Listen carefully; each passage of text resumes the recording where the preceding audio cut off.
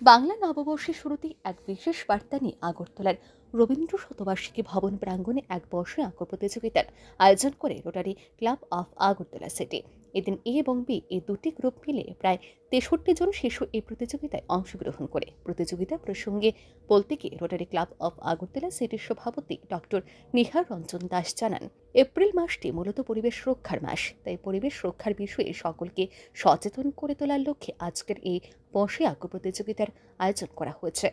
নমস্কার, আমরা rotary club of Agartala city থেকে আজকে এই সিট অ্যান্ড ড্র কম্পিটিশনটা করাচ্ছি।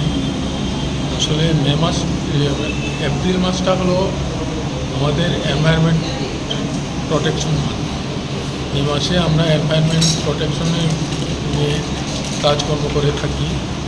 তো এনভায়রনমেন্ট প্রোটেকশনের ব্যাপারে বাচ্চাদের মনের মধ্যে একটা চেতনা জাগাতে আজকের এই সিট অ্যান্ড ড্র কম্পিটিশনের আয়োজন করা হয়েছে। তারা এনভায়রনমেন্টের উপরে ড্র করবে, তার উপর আমাদের অভিজ্ঞ বিচারকরা বিচার করে পুরস্কার দেওয়া হবে আজকে রাত্রে অনুষ্ঠানে। এই উদ্দেশ্যে আমাদের মেন উদ্দেশ্য হলো এনভায়রনমেন্টের প্রোটেকশনটাই আমাদের মেন উদ্দেশ্য।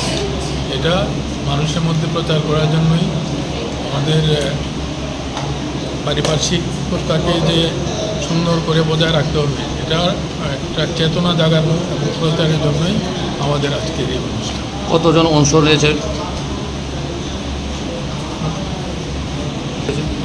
দুই গ্রুপে ৬৩ জন অংশগ্রহণ করেছে।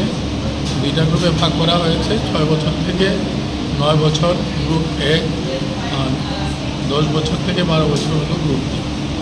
এই দুইটা গ্রুপে ৬৩ জন অংশগ্রহণ করেছে।